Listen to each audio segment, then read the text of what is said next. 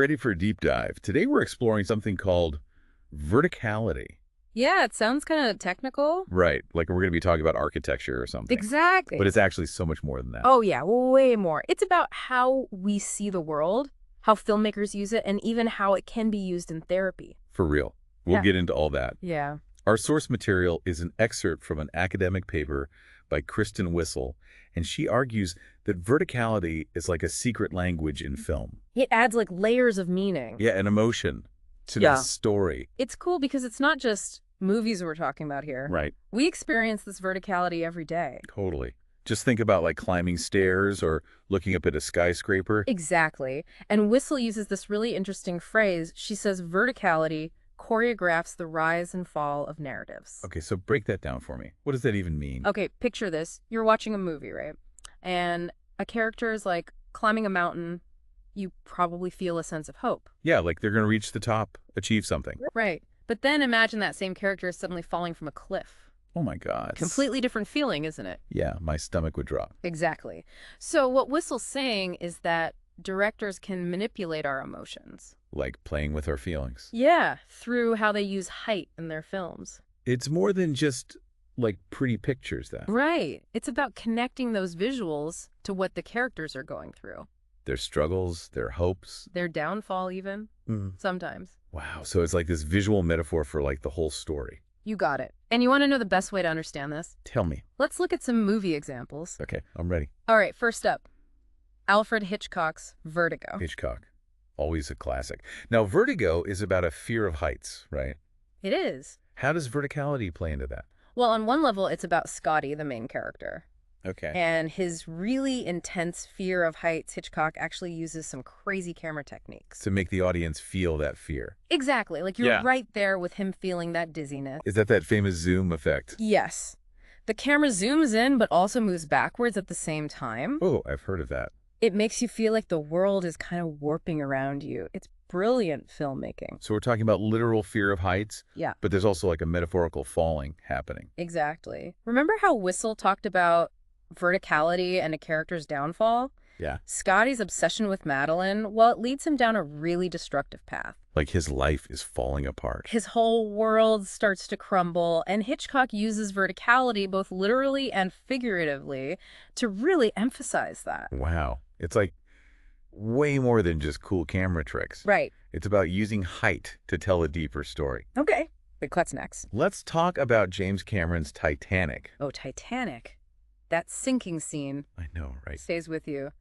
It's beautiful, but terrifying the way the ship goes down. Powerful image, for sure. Yeah. And Cameron uses it to highlight something deeper. Okay, I'm listening. Think about the ship itself, right? You've got the wealthy passengers literally above the lower classes. And as the ship sinks well, those social hierarchies, they become a matter of life and death. It's like the physical structure of the ship is a metaphor for the social structure. Exactly. And the people at the bottom literally get left to sink. Wow.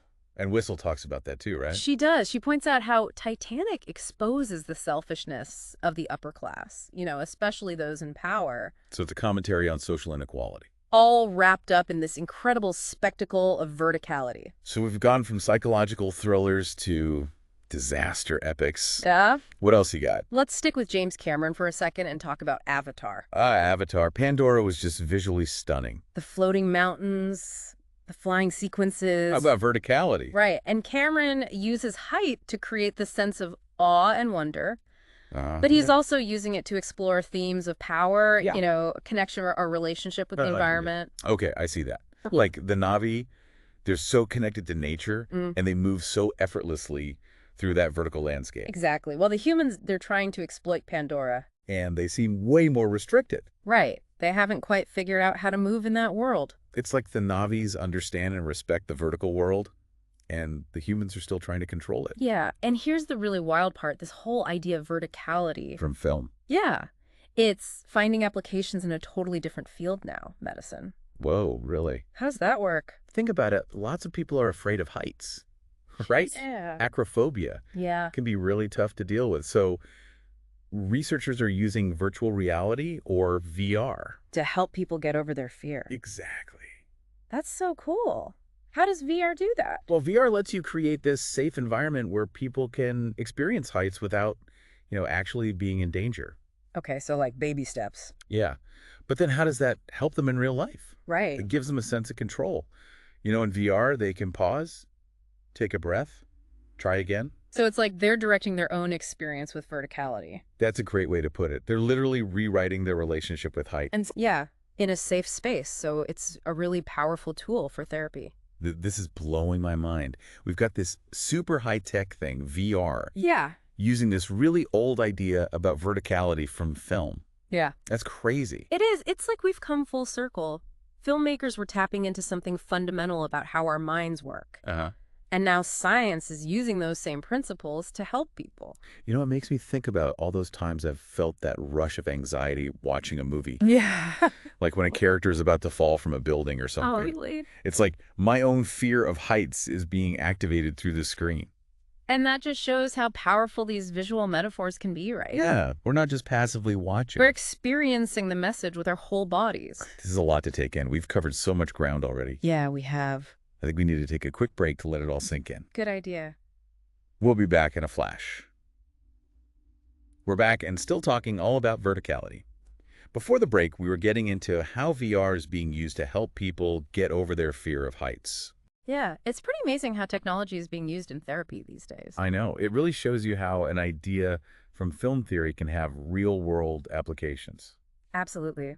And speaking of film theory, remember what Kristen Whissel said about verticality representing moral and political states? Remind me how that connects to what we were just talking about. Well, think about it. Acrophobia, fear of heights. It's a psychological state, right? Yeah. It's about this feeling of being out of control, fear of falling vulnerability. Okay. And those are all themes that filmmakers have been exploring through verticality forever. So people with acrophobia are kind of experiencing those themes in their own lives. Exactly. It's like a heightened version of what we see in movies like Vertigo. And VR therapy helps them confront those feelings in a safe way. Right. They can take back control in a situation that normally triggers so much fear. It's like they're rewriting their own personal thriller. That's a great way to put it. They're facing their fear and taking charge of the story. Which makes me wonder, does our preference for or against heights say anything about us? That's a really interesting question. I don't think there's a simple answer, though. Yeah, it's probably a mix of nature and nurture, Right. Personal experiences, maybe even some cultural influences, but it's definitely fascinating to think about. For sure. Some people love heights. They're always climbing mountains, Yeah. jumping out of planes. Thrill seekers. While others get nervous just standing on a chair. And that range of responses, I think that's part of what makes verticality so interesting. It's something we all experience. But we react to it in such different ways. I'm definitely going to be more aware of how I respond to heights from now on. I think we all should. Because as we've seen, verticality is so much more than just a physical dimension. Right. It affects how we feel, how we see the world, even how we understand ourselves. Pretty powerful stuff. So we've gone from dizzying film scenes to cutting-edge therapy, all thanks to the power of verticality. And we've learned some surprising things about art science and what it means to be human. This deep dive has been a wild ride. No pun intended. Uh-huh. I feel like I'm seeing the world in a whole new light. Me too. It's been great exploring these ideas with you. Before we wrap things up, there's one more thing from Kristen Whissel's work that I wanted to highlight. Okay. It's that question she asked at the end. Are you going to control your fear, or are you going to let it control you? That's a powerful line. It really stuck with me too. And she makes it clear that it's not just about heights. Right. It's about any challenge that makes us feel afraid or uncertain. It's like a call to action, We have the power to choose how we respond to fear. We can let it paralyze us, or we can use it to grow and learn about ourselves. Exactly. It's about taking control and being resilient. A message we can all use no matter what heights we're trying to reach in our lives. So true. On that note, I think it's time to bring this deep dive to a close. Okay. We've covered so much ground today, and I hope you're feeling as energized and inspired as I am. It's been a fantastic exploration. And to you, our listener, a huge thank you for joining us on this journey into the world of verticality. If you're as fascinated by this topic as we are, we highly recommend checking out Kristen Whissel's work. She really goes deep into the world of special effects and how they shape our perceptions. It's a really thought-provoking read. And don't forget that question, are you going to control your fear, Or are you going to let it control you? Let it be a guide as you navigate your own life's journey. Until next time, stay curious and keep exploring. And remember, sometimes the best view is from a little higher up. You know, all this talk about verticality and control, it's making me think about those amazing flying scenes in Avatar. Oh, yeah. Those banshees soaring through those floating mountains. It's like pure freedom. Right. They've totally transcended gravity. Yeah. You really feel that sense of exhilaration watching them. And I think it speaks to something deep inside us, that desire to break free from limitations, to see the world from a new perspective. It's like verticality becomes a pathway to a whole different way of being. Exactly. But even though the Navis have this incredible control when they're flying, there's also a sense of respect for nature. I see what you mean. It's not about dominating the environment. It's about being in harmony with it. They're not trying to conquer the vertical world. They're flowing with it. Yeah, which is so different from how the humans approach Pandora. They just want to exploit it, control it. And that shows it in their relationship with verticality, too. They're always trying to build higher reach further. Like they haven't learned to listen to the natural rhythms of that world. Right. It makes you wonder if our own attitude towards verticality says something about how we approach life. That's interesting.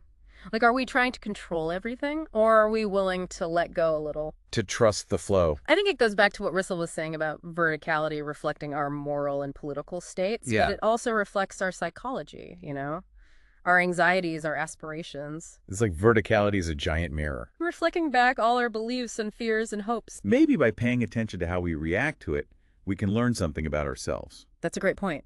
And Whissel had this other interesting idea. What's that?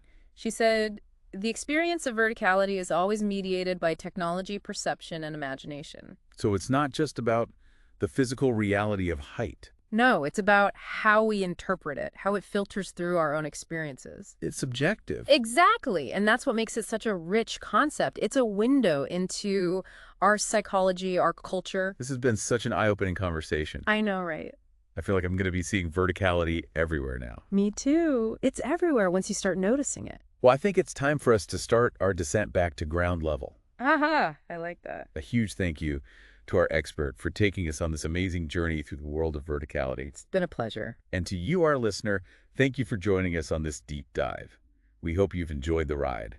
And remember, whether you're scaling a mountain, watching a movie, or just looking up at the stars, verticality is all around you. Embrace its power, challenge its limits, and never stop exploring. Until next time, stay curious.